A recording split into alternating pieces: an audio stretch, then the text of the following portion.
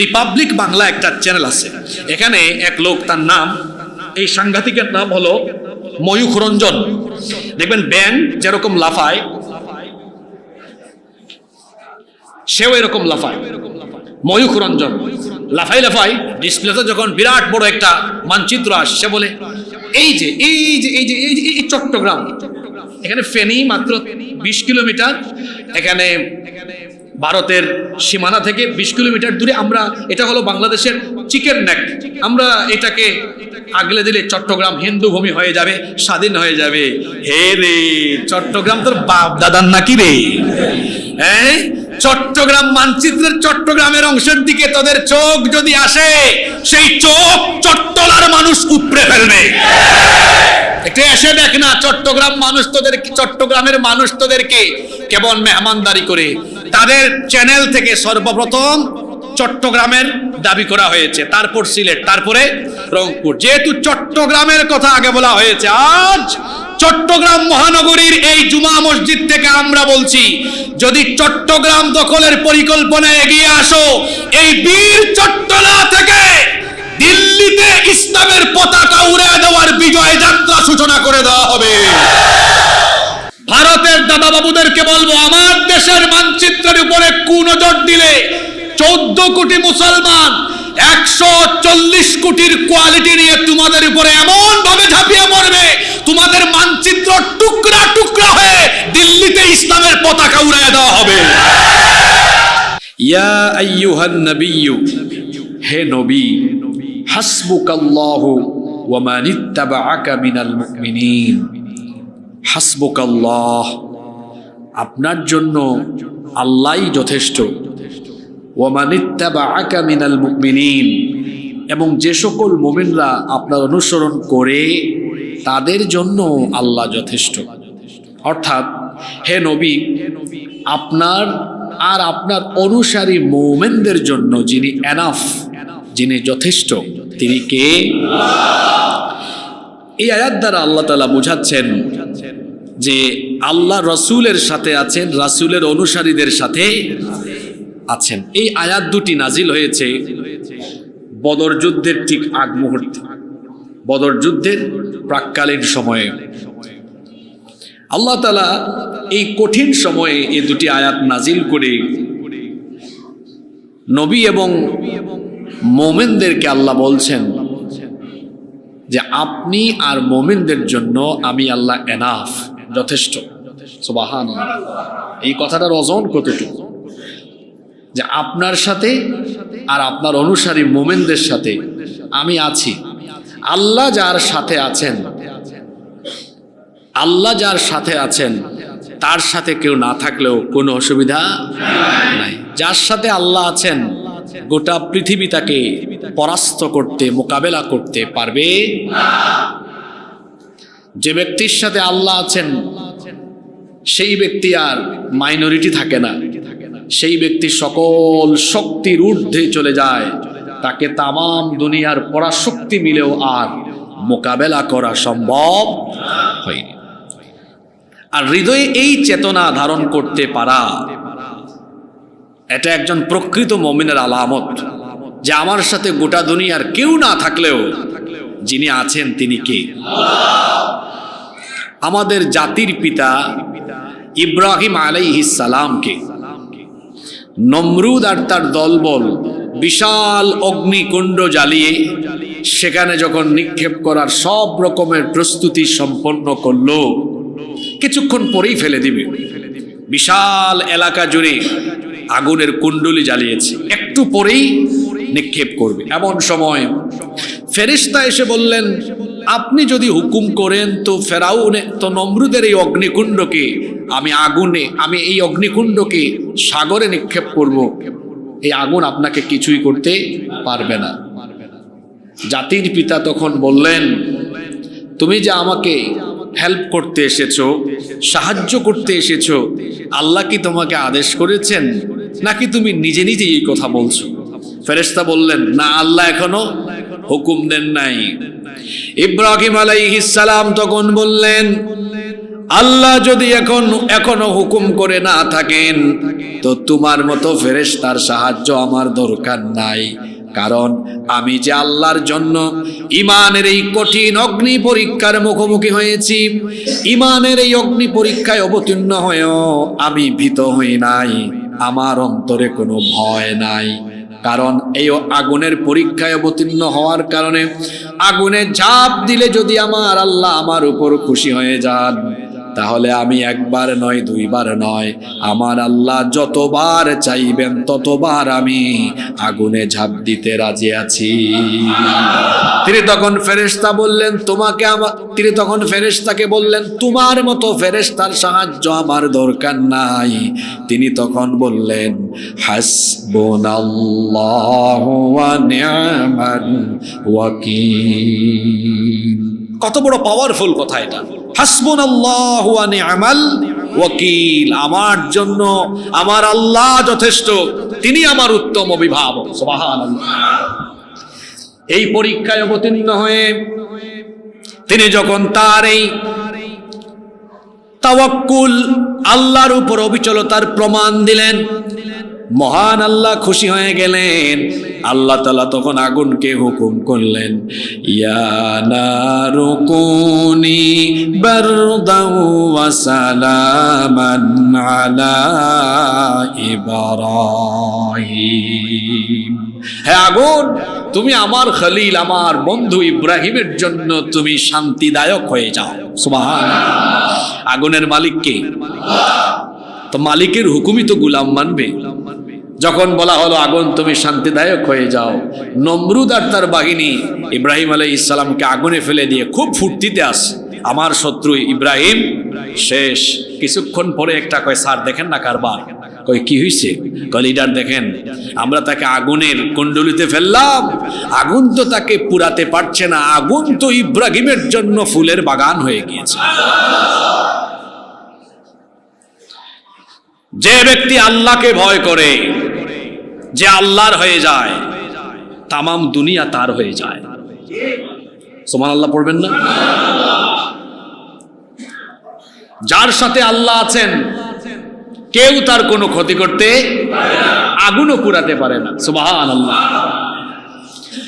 ওইদিকে আবার মুসা নবী তার উম্মত বনি ইসরাইলকে নিয়ে বড় টেনশনে পড়ে গিয়েছেন। কারণ ফেরাউন গোটা মিশরে বনি ইসরাইলের লোকদের উপরে অবর্ণনীয় জুলুম নির্যাতন চালাচ্ছে।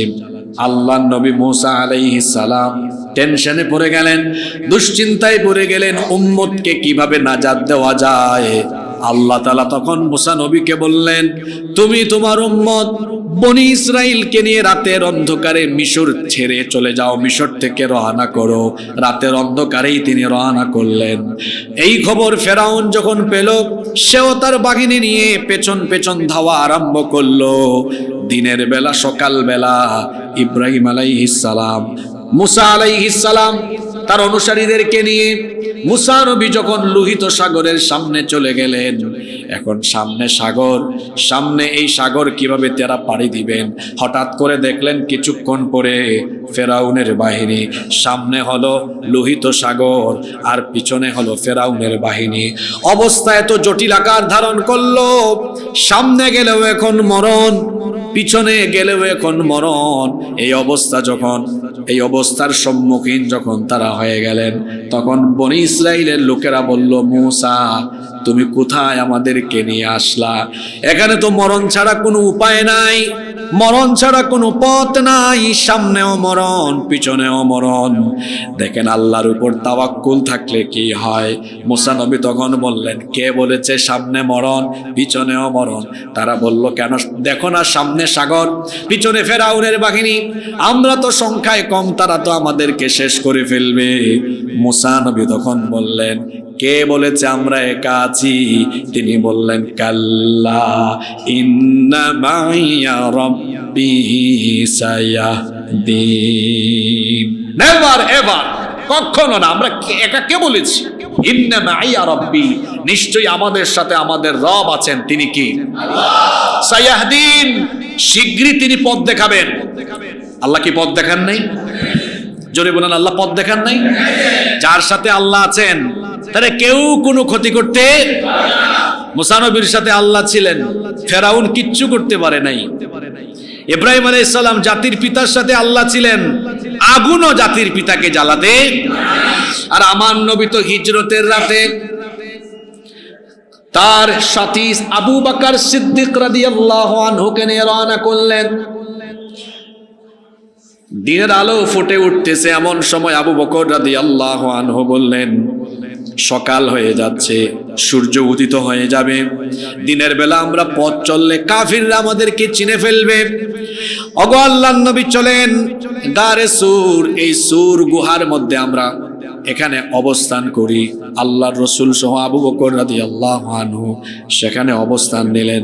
দিনের বেলা কাফিরের গোষ্ঠী আস্তে আস্তে এই গুহার কাছে চলে আসলো। গুহাটা এত সংকীর্ণ, এত ছোট, বসে মাথা উঁচু করলে উপর থেকে মাথা দেখা যায়, কাছে আসলে পরে ওখানে কে আছে বোঝা যায়।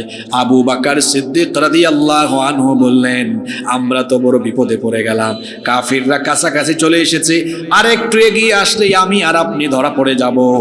আমরা মাত্র 2 জন আর তারা অনেকজন। এই কঠিন সময় আল্লাহর নবী একটুও ভয় পেলেন না। আল্লাহর নবী বললেন, আবু বকর, কে বলেছে আমরা 2 জন? লা তাহজান ইন্নাল্লাহা মা'ানা, ভয় করো না, হতাশ হয় না, নিশ্চয়ই আমাদের সাথে আছেন কে? জোরে বলেন, সাথে আছেন কে? কাফিরের দল কিচ্ছু করতে পেরেছে? আল্লাহ তো বলেছেন, আমার নবী বদরে যখন নবী 313 জন নিয়ে গিয়েছেন, বলছেন হাসবুকাল্লাহু ওয়া মান ইত্তাবাআকা মিনাল মুমিনিন, কাফিরদের জন্য আপনি আর আপনার অনুসারী লাগবে না, আমি আল্লাহই এদেরকে মোকাবেলার জন্য, শায়েস্তার জন্য যথেষ্ট। আল্লাহু আকবার। আমার দেশে 14 কোটি মুসলমান, 20 কোটি প্রায় জনসংখ্যা। পাশের দেশের লোকেরা মনে করছে আমাদেরকে ধরলে এবলা থেবলা বানিয়ে ফেলবে। আমরা বলছি, তোরা তোদের অস্ত্রবল, সৈন্যবল আর পপুলেশন নিয়ে হয়তো তোরা বড়াই করছিস যে আমাদের পপুলেশন বেশি, জনসংখ্যা বেশি, মিলিটারি বেশি, অস্ত্র বেশি, তাদের অনেক কিছু আছে, অনেক কিছুই তাদের আছে, কিন্তু একটা জিনিস তাদের নাই যেটা আমাদের আছে। সেটা কি? সেটা কি? আমাদের এই ইমানি অস্ত্রের সামনে তোমরা কোটি কোটি কাফির দাঁড়িয়ে গেলেও বেশিক্ষণ টিকতে পারবে না, ধুলাবালির মতো উড়ে যাবা। কারণ আমাদের জন্য যথেষ্ট কে? আপনারা ভয় পাচ্ছেন নাকি? ভয় যেন না পান, এই আয়াতগুলো আজকে নিয়ে আসলাম। কোরআনে সব আছে, কোন সময় কি লাগবে সব ঔষধের ভেতরে আছে না নাই? আল্লাহ বলছেন মোমেনদের জন্য আমি যথেষ্ট। আমি থাকলে মোমেনদের কোনো টেনশনের কারণ আছে? যেভাবে আল্লাহর ওয়াদা সেভাবেই আল্লাহর বাস্তবায়ন। আল্লাহ বললেন, আমি অবশ্যই তোমাদের সাথে আছি, তোমাদের কোনো টেনশন নাই, তোমাদের কোনো ভয় নাই। আল্লাহর নবী 313 জন বদরি সেনা নিয়ে বদরের ময়দানে হাজির হলেন। ওইদিকে কাফেরদের সংখ্যা 1000। মনে রাখবেন, মুসলমানরা কখনো কোয়ান্টিটি দিয়ে বিজয়ী হয় নাই, মুসলমানরা বিজয়ী হয়েছে কোয়ালিটি দিয়ে। কি দিয়ে? কোয়ান্টিটি দিয়ে বিজয় আসে না, কোয়ালিটি দিয়ে বিজয় আসে। যুগ জামানা পাল্টে দিতে চাই না অনেকজন, একজনই আনতে পারে জাতির জাগরণ। বক্কর সক্কর এতগুলা দিয়া হবে না। কাজের কাজই 1-2টাই যথেষ্ট। বক্কর সক্কর এতগুলা দিয়া কি হবে? আমাদের কিছুই হবে না, কাজের কাজই একজনই। এইদিকে মুসলমানের সংখ্যা 313, কাফিরের দল এদের সংখ্যা 1000। এদের অস্ত্র বেশি, সৈন্য বেশি, অর্থ বেশি, বাহনও বেশি। ভালো করে শুনেন, তাদের বাহিনীতে 1000 সবাই ট্রেনিং প্রাপ্ত সেনা, প্রশিক্ষিত সেনাবাহিনী। অস্ত্রের সংখ্যা বেশি, রসদের পরিমাণ বেশি, ঘোড়ার পরিমাণ বেশি, উটের পরিমাণ বেশি, সৈন্যের পরিমাণ বেশি। আর এদিকে মুসলমানদের দিকে আসেন, রসদ কম, অর্থ কম, ঘোড়া কম, উট কম, সৈন্য কম, আবার কারো কোনো ট্রেনিং। এইদিকে সবার কম কম, আর এইদিকে সবার বেশি বেশি। এখন বেশি বেশি হওয়া সত্ত্বেও তারা ইমানদারদের সাথে পারে নাই। কারণ ইমানদাররা যখন ইমানি চেতনা নিয়ে, ইমানের অস্ত্র নিয়ে দাঁড়িয়েছে, তাদেরকে যিনি সাহায্য করেছেন, তাদের সাথে যিনি ছিলেন, তিনি কে? সে আল্লাহ স্মরণ করিয়ে দিচ্ছেন। শোনো মুসলমানরা, কোয়ান্টিটি দিয়ে বিজয় আসে না, স্মরণ করে দেখো। আল্লাহ তাআলা কোরআনে কারীমের 3 নম্বর সূরা আলে ইমরানের 123 নম্বর আয়াতে বলছেন, ওয়ালাকাদ নাসারাকুমুল্লাহু বিবাদরিন ওয়া আনতুম আযিল্লাহ ফাত্তাকুল্লাহা লাআল্লাকুম তাশকুরুন। আর অবশ্যই আল্লাহ তোমাদেরকে বদরে সাহায্য করেছেন যখন তোমরা ছিলে সংখ্যায় অত্যন্ত অল্প, যখন তোমরা ছিলে হীনবল, যখন তোমাদের সংখ্যা ছিল বড় কম। আল্লাহর নবী যখন এই কম সংখ্যক 313 জন বদরি সেনা নিয়ে দাঁড়িয়ে গেলেন, আল্লাহর নবী তখন ইমানদারদেরকে বললেন, ভয় পেও না, তোমাদের কাছে ঈমান আছে, ওদের কাছে ঈমান নাই। যদি ঈমানের চেতনা নিয়ে দাঁড়াও, কাফিরদেরকে তোমরা মোকাবেলা করা লাগবে না, কাফিরদেরকে আল্লাহ ফেরেশতা পাঠায়া মোকাবেলা করবেন। আল্লাহু আকবার। রব্বুল আলামিন কোরআনে কারীমে সূরা আলে ইমরানের 124 নম্বর আয়াতে বলছেন, ইয তাকুলু লিল মুমিনিনা আলাই ইয়াকফিয়াকুম আইয়ুমিদ্দাকুম ربكم بثلاثة آلاف من الملائكة মুনজালিন। আল্লাহ বলছেন, ও নবী স্মরণ করুন, যখন আপনি মুমিনদেরকে বলেছিলেন তোমাদের ঈমান আছে আর এদের কাছে ঈমান নাই, তো এটা কি যথেষ্ট নয় যে তোমরা ঈমানের উপর অবিচল থেকে কাফিরদের মোকাবেলায় দাঁড়িয়ে যাবে? কাফিরদের মোকাবেলায় যদি তোমরা দাঁড়িয়ে থাকো, আল্লাহ বলেছেন 3000 ফেরেশতা নাজিল করে আল্লাহ তোমাদেরকে সাহায্য করবে। এরপরে আল্লাহ মনে করেন নাই। এত আসতে বললেন কেন? দুর্বল মুসলমানের মতো না, সবল মুসলমানের মতো বলেন। ফজুমিয়া মসজিদের মুসল্লিরা দুর্বল হবে কেন? তাজা তাজা আওয়াজ হবে। আল্লাহ কি সাহায্য করেন নাই? বদরে 313 জন নিয়ে আল্লাহ নবী হাজির। এবার শুনেন, আল্লাহ ফেরেশতাকে ডাক দিয়েছেন, ফেরেশতারা এদিকে আয়। ফেরেশতারা এসেছে। সূরা আনফালের 12 আর 13 নম্বর আয়াত শুনেন, আল্লাহ বলছেন, ইয ইউহি রাব্বুকা ইলাল মালাইকাতি আন্নী মাআকুম ফাসাব্বিতুল্লাযীনা আমানু সাউলকি ফি কুলুবিল্লাযীনা কাফারুর রু'বা ফাদরিবু ফাওকাল আ'নাকি ওয়াদরিবু মিনহুম কুল্লা বানান। আল্লাহ বলছেন, স্মরণ করুন, যখন তোমাদের পালনকর্তা ফেরেশতাদেরকে আদেশ দিলেন, আমি তোমাদের সাথে আছি। ফেরেশতাদেরকে বললেন, আমি তোমাদের সাথে আছি, অতএব ঈমানদারদেরকে তোমরা যুদ্ধের ময়দানে দৃঢ় রাখো, অবিচল রাখো, অর্থাৎ এমন কাজ করো যাতে ঈমানদাররা এখান থেকে আর পিছনে না যায়। কি করবা?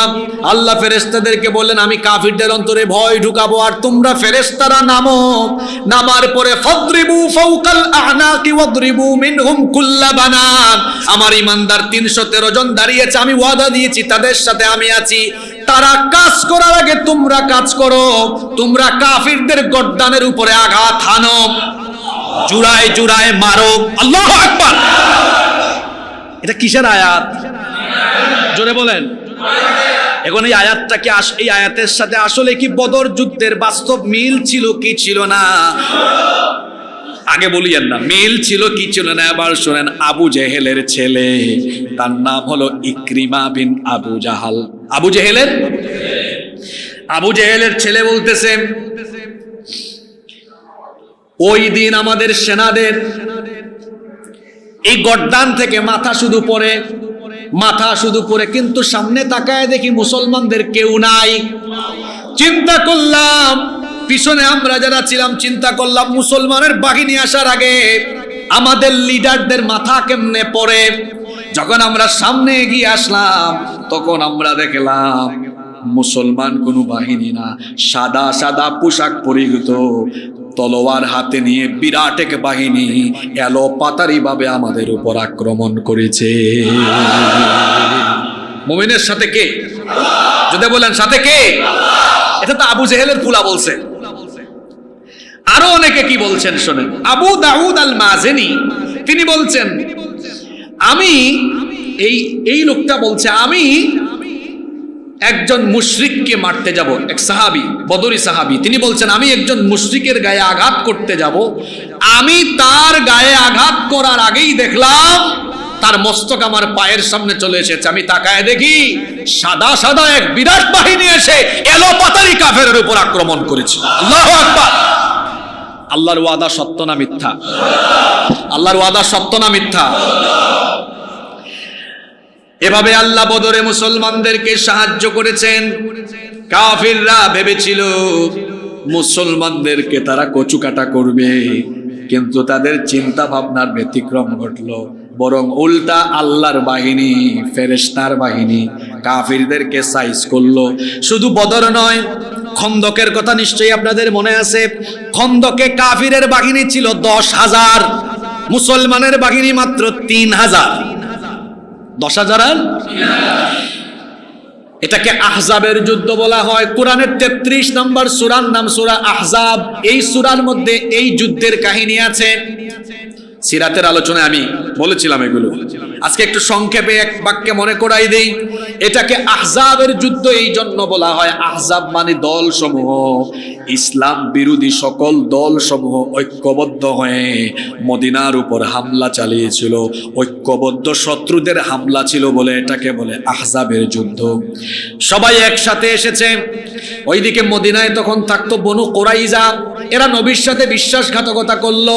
ওইদিকে 10,000 বাহিনী, মাঝখানে মুসলমানের বাহিনী, এর সামনে খন্দক। তারা ভেবেছিল পাটাপুতাইলের মাঝখানে মুসলমানকে ঢুকায়া শেষ করে ফেলবে। কিন্তু আল্লাহর কি পরিকল্পনা! আল্লাহ তার নবীকে বললেন, ও নবী, আমি তো মুমিনদের সাথে আছি, মুমিনদের সাথে যেহেতু আছে আমি সাহায্য করব। রাতের বেলা ঈমানদাররা তাদের তাঁবুতে তাদের শিবিরে, কাফিররা তাদের শিবিরে তাদের তাঁবুতে। আল্লাহ এমন একটা ঝড়ো বাতাস পাঠালেন, এই ঝড়ো বাতাসে কাফিরদের সকল তাঁবু লন্ডভন্ড হয়ে খুঁটিগুলো উপড়ে গেল, সবকিছু এবলা থেবলা হয়ে গিয়ে কাফিররা এমন পরিস্থিতিতে পড়ল, আল্লাহর পাঠানো এই ঝড়ো হাওয়ায় তারা খন্দকের ময়দান ছেড়ে পালিয়ে গেল। আল্লাহ কি যুগে যুগে এভাবে কালে কালে মুসলমানদেরকে সাহায্য করেন নাই? কোনদিনও কোয়ান্টিটি দিয়ে মুসলমান বিজয়ী হয় নাই। মুসলমান বিজয়ী হয়েছে কি দিয়ে? জোরে বলেন, কি দিয়ে? আল্লাহ বলছেন, যদি তোমরা ঈমানী চেতনায় বলিয়ান থাকতে পারো তাহলে তোমাদের ঈমানী শক্তিকে আমি কত গুণ বাড়িয়ে দিব শোনো। আল্লাহ সূরা আনফালের পরের আয়াত 65 নম্বর আয়াতে বলছেন, ইয়া আইয়ুহান নাবিয়্যু হাররিদিল মুমিনিনা আলাল কিতাল। হে নবী, মুমিনদেরকে আপনি যুদ্ধের ব্যাপারে এনকারেজ করেন, উদ্বুদ্ধ করেন, যুদ্ধের ব্যাপারে উৎসাহ দেন। তারা যেন যুদ্ধের নাম শুনলে ভয় না পায়, বরং যুদ্ধের নাম শুনলে তারা যেন আনন্দিত হয়, তাদের অন্তরে যেন খুশি খুশি ভাব আসে। কারণ হলো, যুদ্ধে তারা যদি ঈমান নিয়ে দাঁড়িয়ে যায় আমি তাদেরকে কত গুণ শক্তি বাড়িয়ে দিব শোনেন। ইয়াকুম মিনকুম 20 সাবিরুনা ইয়াগলিবু মিআতাইন। যদি মাত্র 20 জন অবিচল মুমিন দাঁড়ায়, 200 জন কাফেরকে তারা মোকাবেলা করতে পারবে। আল্লাহু আকবার। 20 জনে, জোরে বলেন, এই অঙ্কটা শুনেন, তারপরে আসবো ভারতবর্ষের হিসাবে। এই আয়াত দিয়ে হিসাব বুঝাবো আজকে। 20 জনে আয়াত কিন্তু শেষ না। আল্লাহ বলছেন, ওয়া ইয়াকুম মিনকুম মিআতুন ইয়াগলিবু আলফাম মিনাল্লাযীনা কাফারু। আর যদি মুমিনের সংখ্যা হয় 100, তারা 1000 কাফিরকে মোকাবেলা করতে পারবে। 20 জনে 200, 100 জনে। একটু ভাগ করে বলেন তো, একজনের ভাগে পড়ছে কয়জন? বলেন বলেন, কয়জন? তার মানে বোঝা গেল যুদ্ধের ময়দানে ইমানদারের হাতে অস্ত্র না থাকলেও ঈমান থাকলে ওই সময়ে আল্লাহ কত গুণ শক্তি তাকে বাড়িয়ে দেন। অর্থাৎ 10টারে একাই সাইজ করতে পারে কয়টা? এখন বাংলাদেশে আসেন, 14 কোটি মুসলমানকে 10 দিয়ে গুণ করেন তো, বলেন না কেন আপনারা? 100।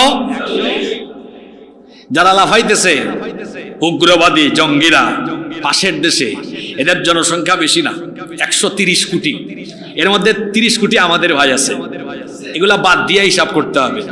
তাইলে ওরা কত কত? আর 14কে 10 দিয়া গুণ মারেন। আমরা কোয়ালিটিতে, আমরা কোয়ান্টিটিতে 14 কোটি, কোয়ালিটিতে কত কোটির সমান? জোরে বলেন, কত কোটি?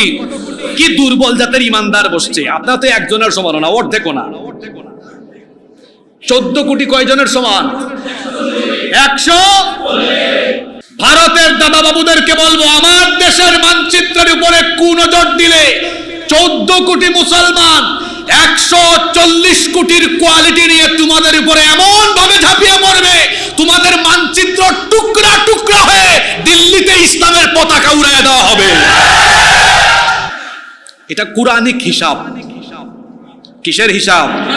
বললাম আজকে বাড়ির যাইয়া এই 64 আর 65 নাম্বার আয়াত পয়রা ইমানের ব্যাটারিতে একটু চার্জ মাইরা দিয়ে পারবেন না ইনশাআল্লাহ? একজন কতজনের সমান? 10 জন। হিসাব শেষ না তো, হিসাব শুনেন। এটা যুদ্ধের হিসাব, এটা যুদ্ধের সূরা। এটা কিসের সূরা? এই সূরার মধ্যে যুদ্ধ সংক্রান্ত আলোচনা। তো যুদ্ধ আসলে আপনি কি করবেন? সব কথাবার্তা কোরআনে নাই। সামনে যদি কোনো যুদ্ধ আসেও আমাদের কোনো টেনশন নাই। 1500 বছর আগে আল্লাহ নবী বলেছেন, এটা নাসাই শরীফে আর তিরমিজি শরীফে হাদিস এসেছে, ইসাবাতানি মিন উম্মতি আহরাজাহুমাল্লাহু মিনান নার। আমার উম্মতের 2টি দলকে আল্লাহ তাআলা জাহান্নামের আগুন থেকে মুক্তি দিবেন, তাদেরকে আল্লাহ জান্নাত দিয়ে দিবেন। কয়টা দল? আরো জোরে বলেন, কয়টা দল? আল্লাহ নবী বলেছেন, আমার উম্মতের 2টা দলকে আল্লাহ জাহান্নাম থেকে মুক্তি দিবেন, এদের জন্য জান্নাত। একটা দল হলো ইসাবাতুন তাগজুল হিন্দ, যারা হিন্দুস্তানের সাথে যুদ্ধ করবে, এদেরকে আল্লাহ মাফ করে জান্নাত দিবেন। সুবহানাল্লাহ।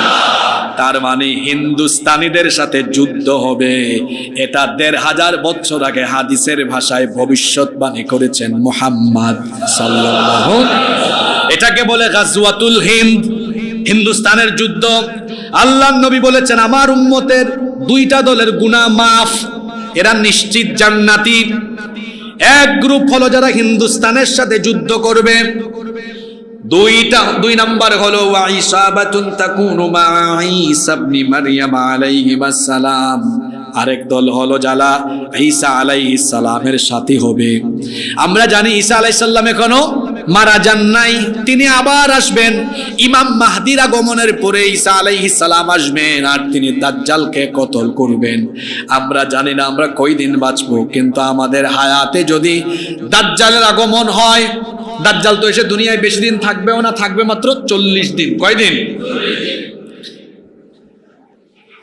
দাজ্জাল, ইমাম মাহদি আর ঈসা আলাইহিস সালামকে যদি আমরা আমাদের হায়াতে পেয়ে যাই, ঈসা আলাইহিস সালামের সাথী হয়ে আমরা দাজ্জালকে মোকাবেলার জন্য সৈন্য হতে রাজি আছি না নাই?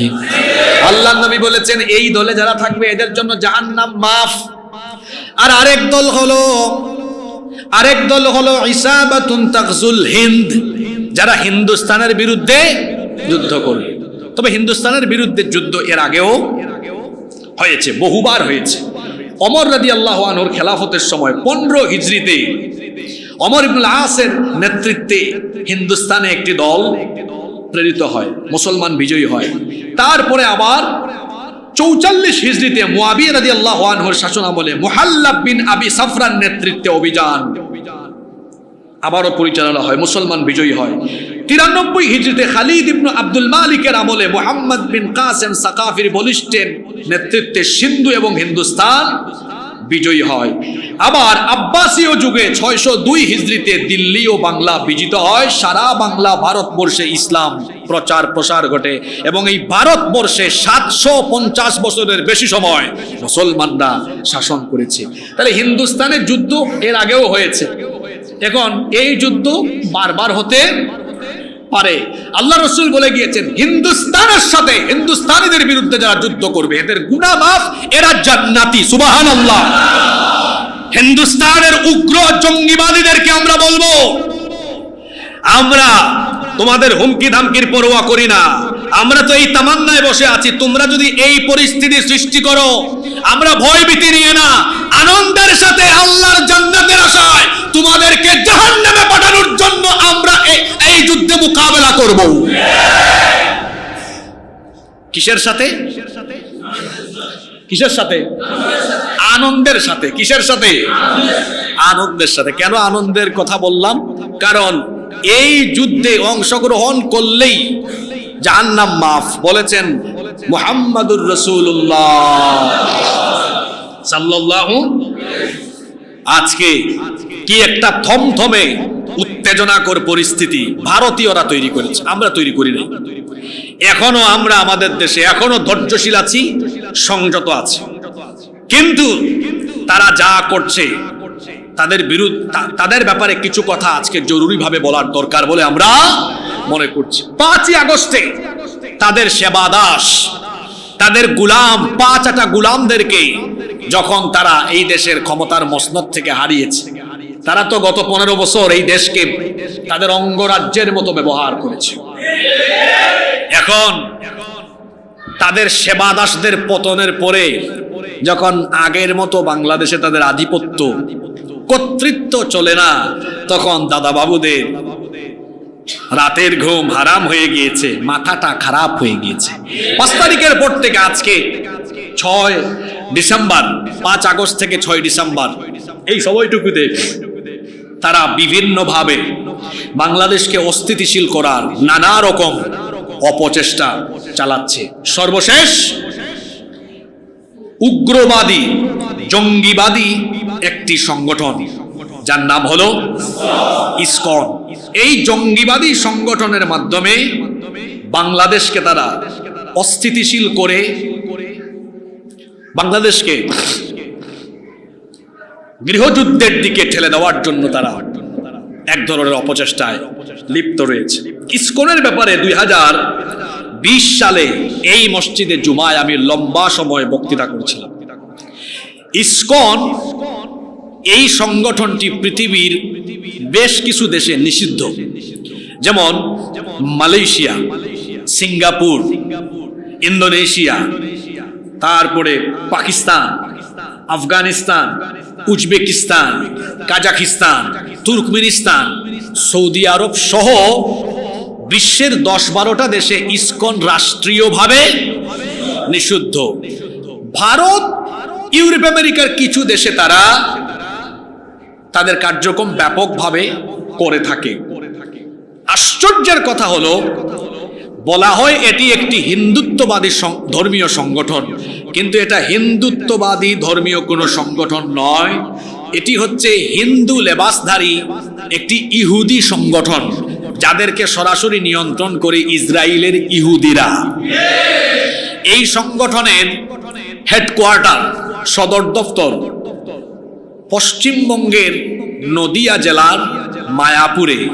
কিন্তু অবাক করা বিষয় হলো, এই সংগঠন প্রতিষ্ঠা হয়েছে মার্কিন যুক্তরাষ্ট্রের নিউ ইয়র্কে। এর প্রতিষ্ঠাতা যিনি, তার নাম হলো অভয় চরণারবিন্দ ভক্তি বেদান্ত স্বামী প্রভুপাদ। এত লম্বা তার নাম, তার নামের শেষে আছে প্রভুপাদ। এই প্রভুপাদের পাদ বাদ দিয়ে তার অনুসারীরা প্রভু শব্দ ধার করে অনেকেই তাদের নাম ওই ভক্তি বেদান্ত স্বামী প্রভুপাদের দিকে নিসবত করেছে। এই জন্য এই যে রাষ্ট্রদ্রোহীকে ধরা হলো চিন্ময় কুমার, তার নামেও কিন্তু আছে চিন্ময় কুমার দাস প্রভু ব্রহ্মচারী। তার অনুসারীদের বেশিরভাগের নামের শেষে প্রভু আছে। এজন্য দেখবেন ওরা সম্বোধন করে চিন্ময় প্রভু, চিন্ময়, ওই প্রভু এটা ওখান থেকে ধার করা। ইসকনের প্রতিষ্ঠাতার নাম হলো অভয় চরণারবিন্দ ভক্তি বেদান্ত স্বামী প্রভুপাদ। ওই প্রভুপাদের পাদ কেটে দিয়ে প্রভুটা নিয়েছে আর কি। এখন এই সংগঠনের একটা চেতনা আছে, চেতনাটা হলো তাদের চেতনা তারা ধারণ করে পৃথিবীকে মুসলমান মুক্ত করো, পৃথিবীকে কি মুক্ত করো? মুসলমান মুক্ত করো। এজন্য দেখবেন তারা বলে প্রাণী হত্যা মহাপাপ, কিন্তু যেভাবে তারা মুসলমান হত্যা করে ভারতে, আমার দেশেও চট্টগ্রাম কোর্ট প্রাঙ্গণে আমার ভাই সাইফুল ইসলাম আলিফকে যেভাবে তারা কুপিয়ে কুপিয়ে নির্মমভাবে হত্যা করেছে, এটা দ্বারা তারা প্রমাণ করেছে, এই জঙ্গি এই সন্ত্রাসীরা প্রমাণ করেছে যে তাদের কাছে প্রাণী হত্যা মহাপাপ হলেও মুসলমান হত্যা তাদের কাছে মনে হয় মহাপুণ্যের কাজ। যারা দিনের আলোতে প্রকাশ্যে এভাবে মানুষকে কুপিয়ে হত্যা করে, এরা হলো দুনিয়ার কুখ্যাত সন্ত্রাসী, কুখ্যাত জঙ্গি।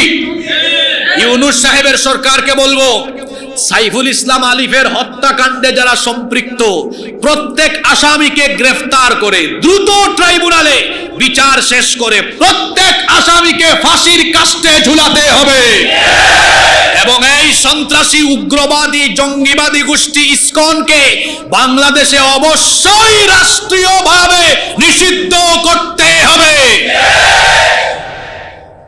বাংলাদেশের একটি শীর্ষ পর্যায়ের রাজনৈতিক দলের মহাসচিব বলেছেন ইসকনকে আমরা নিষিদ্ধ চাই না। আপনি তওবা করে ফেলেন, বক্তব্যটা শুধরাই ফেলেন, নইলে খবর আছে আমরা আগের ফেরাউনকেও কথা বলতে ছাড় দেই নাই। এখন যারা আছেন কি বিএনপি কি জামাত, কাউকেই ছাড় দেওয়া হবে না। অন্ধ আনুগত্য আমরা করতে জানি না। আজ যদি অন্য কোন দল, সেটা হোক বিএনপি হোক জামাতে ইসলামী, তার ব্যাপারেও কথা বলতে ছাড় দেওয়া হবে না। অন্ধ আনুগত্য আমরা করতে শিখিনি। পৃথিবীতে কেবলমাত্র একজনের অন্ধ আনুগত্য করা যায়, শর্তহীন আনুগত্য করা যায়, তিনি মুহাম্মাদুর রাসূলুল্লাহ সাল্লাল্লাহু। এছাড়া পৃথিবীতে শর্তহীন আর অন্ধ আনুগত্য কারো করা যায়? আপনার বক্তব্য প্রত্যাহার করুন। জনাব তারেক রহমানকে বলছি, আপনার দলের এই মহাসচিবকে আপনি ঠিক করেন। কথাবার্তা কিন্তু উবাইদুল কাদের স্টাইলে। প্রথম আলো আর ডেইলি স্টারের পক্ষে যারা সাফাই গাইবে, এদেশের জনগণ তাদেরকে বয়কট করবে। ইসকন প্রতিষ্ঠা হয়েছে নিউ ইয়র্কে, সেখান থেকে তাদের পদযাত্রা শুরু। 1966 সালে তাদের কার্যক্রম শুরু হয়। এই বাংলাদেশকে অস্থিতিশীল করার জন্য তারা অপচেষ্টা করছে। আমার বাড়ি সিলেটে, ইসকনের সবচেয়ে বেশি কর্মকাণ্ড সিলেটে, চট্টগ্রামে আর হলো রংপুরে। এই তিন জায়গায় এদের কর্মকাণ্ড সবচাইতে বেশি।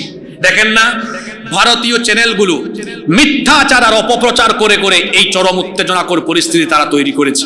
5 আগস্টের পর থেকে ঢালাও ভাবে তারা প্রচার করছে মিডিয়াতে। কি প্রচার করছে? তারা বলছে যে বাংলাদেশে সংখ্যালঘু নির্যাতন হচ্ছে, অথচ বাস্তব কথা হলো বাংলাদেশের সংখ্যালঘুরা জামাইয়া ধরে আছে। তবে ইউনূস সাহেবের প্রেস উইংকে আমি বলবো, আপনি আপনার প্রেস উইং শক্তিশালী করেন। আপনার প্রেস উইং খুব একটা শক্তিশালী বলে আমার মনে হচ্ছে না। নইলে ইন্ডিয়ান চ্যানেল এগুলো এই 3-4 মাস ধরে প্রচার করে। আপনার প্রেস উইং থেকে বাংলাদেশের সব মিডিয়াকে বলে দেন যে বাংলাদেশে হিন্দুরা যেভাবে সুরক্ষিত আছে এগুলা যেন বেশি বেশি প্রচার করে। যারা প্রচার করবে না, বুঝবেন এরা প্রথম আলো আর ডেইলি স্টারের মতো মাল। এদের বিরুদ্ধে বাংলাদেশের মানুষ ব্যবস্থা নেবে, ঠিক কিনা? ঢালাও ভাবে প্রচার করছে বাংলাদেশে নাকি সংখ্যালঘু নির্যাতন হচ্ছে। এই কথাটা বিপরীত, বরং তাদের দেশে সংখ্যালঘু, সেখানে মাইনরিটি। সংখ্যালঘু কারা? আপনারা বলেন। মুসলমানরা খুব ভালো আছে? খুব ভালো আছে? খুব ভালো নেই। মুসলমানরা খুব একটা ভালো নেই। সেখানে মুসলমানদের উপরে কাশ্মীরে এবং ভারতের অন্যান্য এলাকায়, গুজরাটে অন্যান্য সব জায়গায় ভারতবর্ষে মুসলমানদের উপরে কঠিন নির্যাতন নিপীড়ন চলছে। এই তো গত সপ্তাহে আপনারা অনেকে জানেন 4 জন ভাইকে মসজিদে কুপিয়ে মসজিদে তারা 4 জন ভাইকে হত্যা করেছে, 4 জনকে হত্যা করেছে। ভারতবর্ষে মুসলমানদের উপরে তারা যুগের পর যুগ ধরে নির্যাতন করছে, আর তারা বলে সাম্প্রদায়িক সম্প্রীতির কথা। এদের মুখে, সন্ত্রাসীর মুখে সাম্প্রদায়িক সম্প্রীতির কথা মানায় না। এরা তো হলো সেই সন্ত্রাসী যারা আমাদের শত শত বছরের ঐতিহ্য আমাদের বাবরি মসজিদ দখল করে তারা রাম মন্দির বানিয়েছে। তারা আমাদেরকে সাম্প্রদায়িক সম্প্রীতির সবক দেয়। ব্যাককলের দল, তোরা নিজেরাই তো জঙ্গি, নিজেরাই তো সন্ত্রাসী। 47-এর পর থেকে আজ 2024, 73 বছর ধরে তোদের কর্মকাণ্ড সবাই জানে। এই ভারতবর্ষ এটা মুসলমানদের। এই ভারতবর্ষ 750 বছরের বেশি সময় মুসলমানরা শাসন করেছে।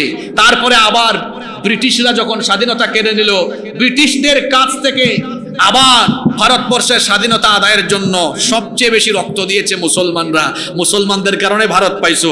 এরপরে দ্বিজাতি তত্ত্বের ভিত্তিতে ভারত পাকিস্তান আলাদা হয়ে হিন্দুস্তান হলো, পাকিস্তান হলো। হিন্দুস্তানে আমাদের কিছু মুসলমান ভাই থেকে গিয়েছে।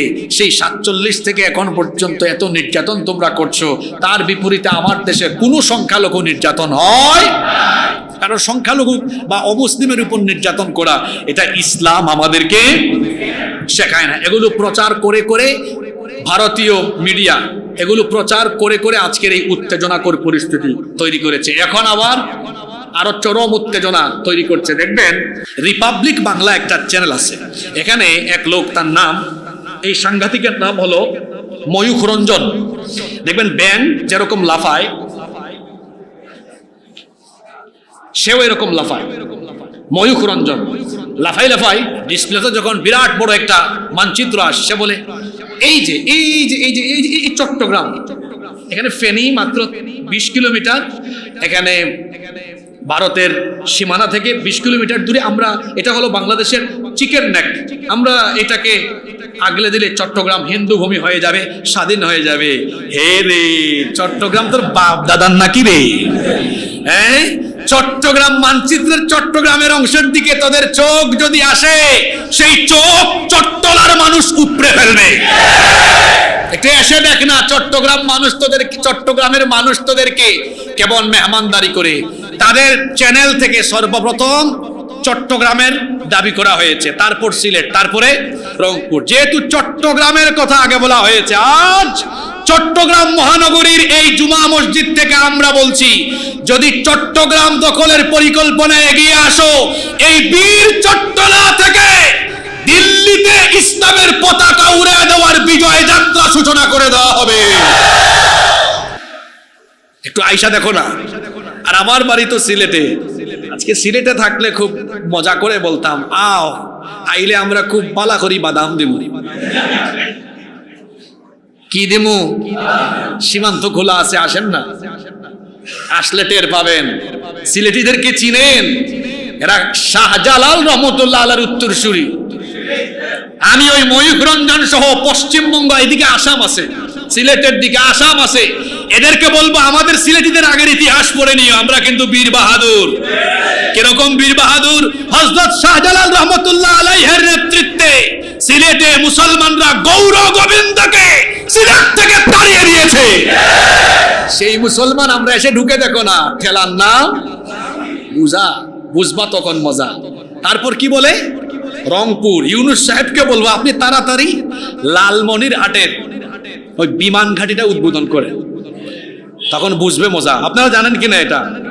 লালমনির হাটে একটা বিমান ঘাটি আছে, ব্রিটিশ আমলে এটা ছিল এশিয়া মহাদেশের বৃহত্তম বিমান ঘাটি। এখানে যদি আমাদের বিমান ঘাটি স্থাপন করা যায়, ভারত আমাদের কাছে নতজানু থাকবে। 71-এর পরে এটা চালু হওয়ার কথা ছিল, কিন্তু 72-এ কোন অজানা কারণে এটা আবার, অজানা কারণ তো আপনারা বুঝেন না, এরপরে এতকাল ধরে বন্ধ। তবে জেন জির এই ছেলেরা এবং সামনে যে আসবে আলফা জেনারেশন, এরা আরো বেশি বিপ্লবী হবে। সুতরাং এদের মন মানসিকতা বোঝার চেষ্টা করেন।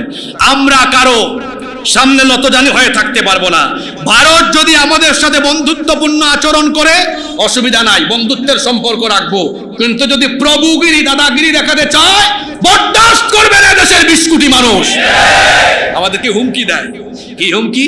কয় আলু পেঁয়াজ চিনি বন্ধ করে দিব। আলু পেঁয়াজ চিনি তোর বাপ দাদার নাকি? রিজিক দেন কে? রিজিকের মালিক কে? ব্যবসা হলো এমন জিনিস, পাহাড়তলি বাজারে এক দোকানদার আপনারে দিবে না, আরেকজন আগায় আসবে। আমাদের পাশের দেশ থেকে এখন জাহাজ ভরে ভরে পণ্য আসে, এখন অনেকে বলে এটা দিয়া সব অস্ত্র চলে আসে। চুরের মন পুলিশ পুলিশ, তুমি না দিলে নাই, আরো কত দেশ দেওয়ার জন্য আছে না নাই? বরং তোমাদের রপ্তানির একটা বড় কাস্টমার হলো বাংলাদেশ। এই দেশকে তোমরা হারালে তোমাদের লস।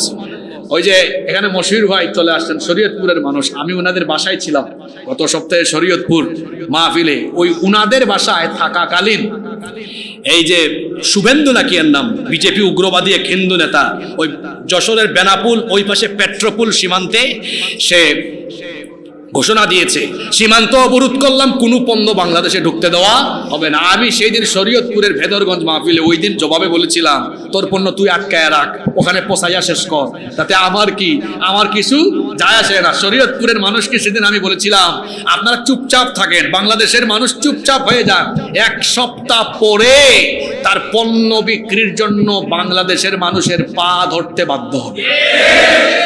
গতকালের খবর দেখছেন, পশ্চিমবঙ্গের ব্যবসায়ীরা ওই যে নিউ মার্কেট, এটাকে তো মিনি বাংলাদেশ বলা হয়, গেছেন না আপনারা অনেকে, আমিও গেছি ওখানে, তো ওটাকে মিনি বাংলাদেশ বলা হয়। তাদের হোটেল রেস্টুরেন্ট তারপর যত পর্যটন আছে সব খাতে ধস আর ধস, হাসপাতালে কোনো রোগী।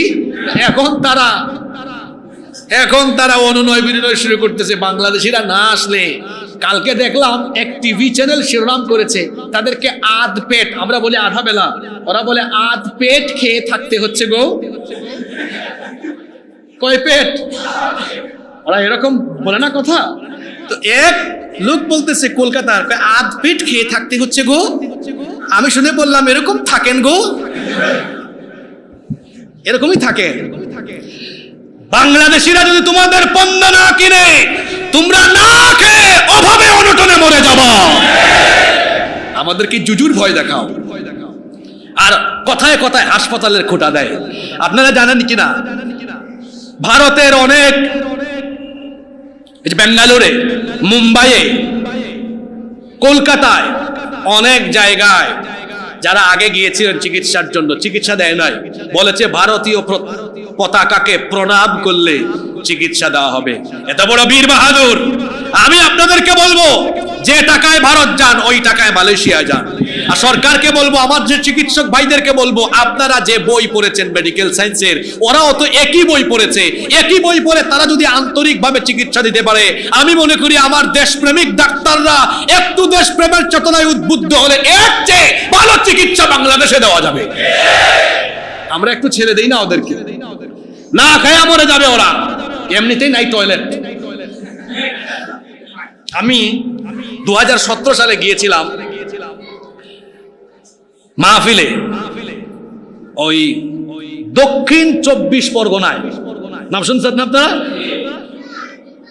কথাটা বলি নাই কোনদিন, আজকে বলতে বাধ্য হচ্ছে এদের ব্যাপারে। ফজরের সময় মাহফিল শেষ করেছি রাত 1টায়, মসজিদ ছিল, আসার সময় মসজিদে ইস্তিনজা করে চলে আসলাম। তো সকালে ফ্লাইট আছে আমার, ঢাকার ফ্লাইট, কলকাতা এয়ারপোর্ট থেকে ঢাকায় আসবো। তো সকালবেলা ফজরের নামাজের আগে বললাম, ভাই যে বাড়িতে ছিলাম টয়লেটে যাওয়া যাবে? আসেন। আসে বইলা আমারে বাড়ি থেকে বের কইরা অনেকক্ষণ হাঁটাইছে। হাঁটানোর পরে বলছে, হুজুর ওই যে সামনে যান। আমি ভাবছি হয়তো সামনে কিছু আছে, সামনে গিয়ে দেখি কিছুই। আবার তারা দেখলাম, কি রে সামনে তো কিছু নাই। কই হুজুর এগুলো প্রাকৃতিক টয়লেট। কি টয়লেট? এমনিতেই নাই তোদের টয়লেট, নাই তোদের স্যানিটাইজেশন ব্যবস্থা। না আপনারা বলবেন হুজুর তাহলে আপনি কামটা করছেন কেমনে? ওইটা আপনাদেরকে বলে দিন, তো প্রশ্ন থেকে যাবে। আমি আবার পরে মসজিদে গিয়েছি, যেখানে রাতের বেলা ইস্তিনজা করলাম।